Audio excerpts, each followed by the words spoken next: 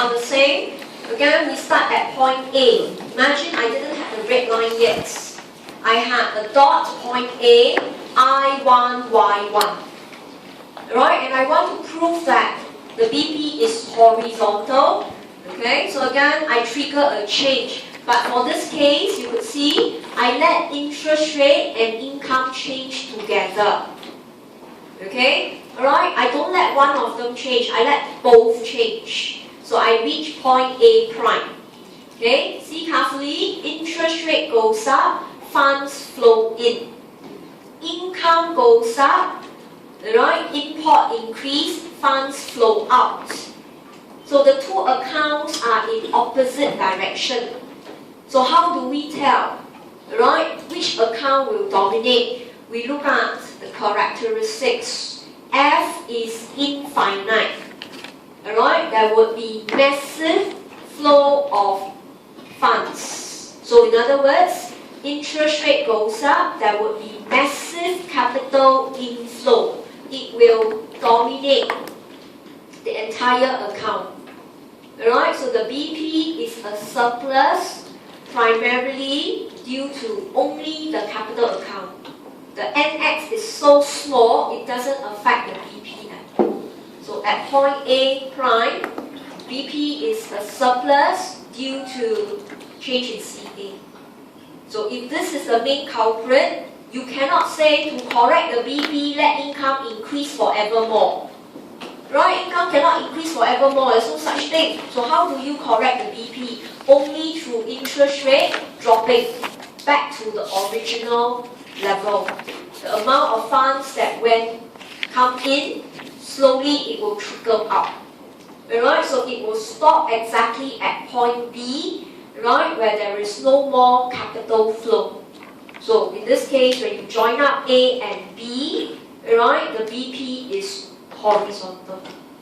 Okay, so in this case, you want to highlight that flow of capital is massive, so you deliberately put in the foreign interest rate as a comparison. Alright, so in other words, when you have perfect capital mobility, interest rate cannot be higher or lower.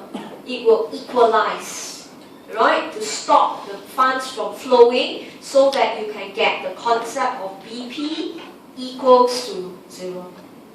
Okay, alright, so this is very simple, so I won't spend too much time. If you want to, you can go and practice income drop, interest rate drop. You will still get horizontal BP. Okay, so with that now, let's move on to page 31. Over to you. We will derive vertical BP. Okay, use half of the space given. Draw the axis. Start off with your point A.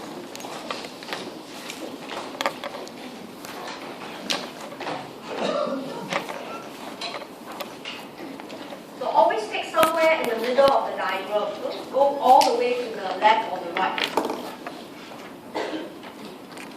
I1, Y1, BP is 0. Okay? So I trigger a change. I let both increase. Right? I let income goes up. I also let interest rates goes up. And I get point A prime. So find for me the BP.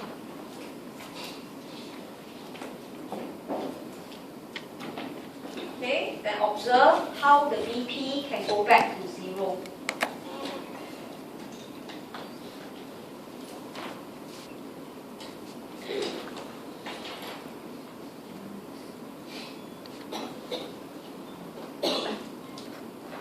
Okay, remind you, F is 0.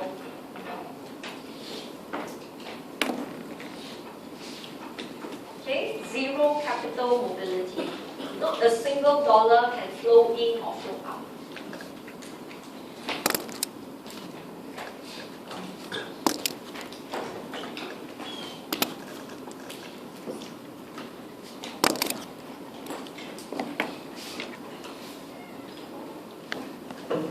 So income goes up, import increase. increase, NX negative.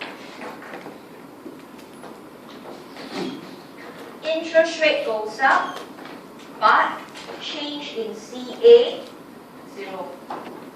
This is like North Korea, right? If interest rate increase in North Korea, you can't even buy North Korean bonds if there is, because flow of capital is 0. So capital account is 0. But NX is negative. So the BP is the deficit. This is what I meant. Don't go and memorize left or right is surplus or deficit. I know some of you do that in year 1. But you can't do it here. You will get yourself into trouble.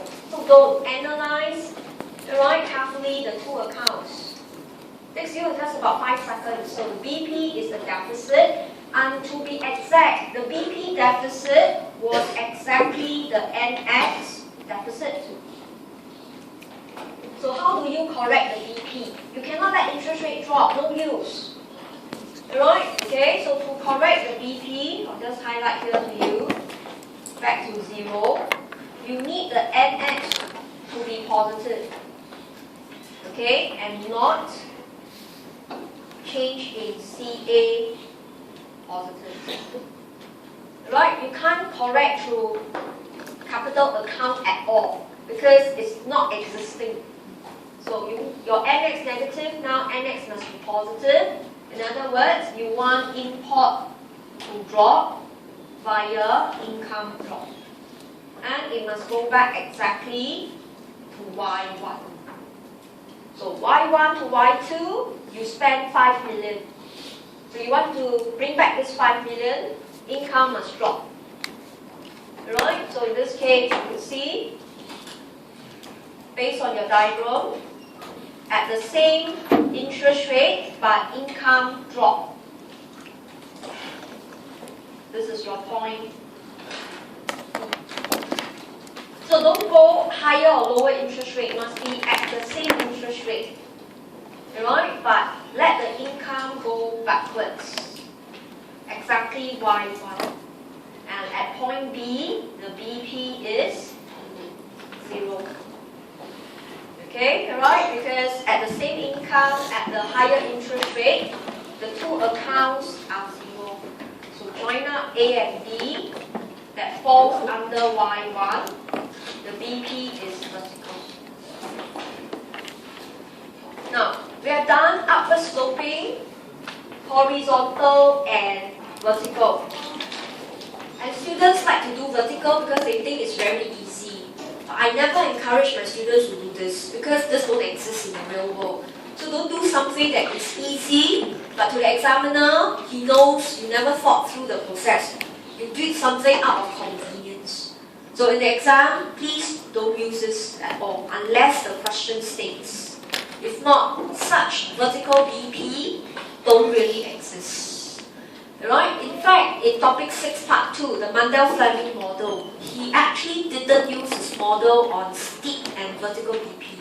He used it on horizontal and flat BP. Right? So when I run through the analysis with you next week, you will see the Mundell-Fleming model cannot work at all. Right? And also, we don't need to be bothered about it because they don't really exist. Look at Cambodia, Myanmar, Vietnam, even China. They are all opening her doors for funds to flow in. So F is 0, is practically non-existing. Okay, so read the footnotes that I gave in the bottom of your lecture notes.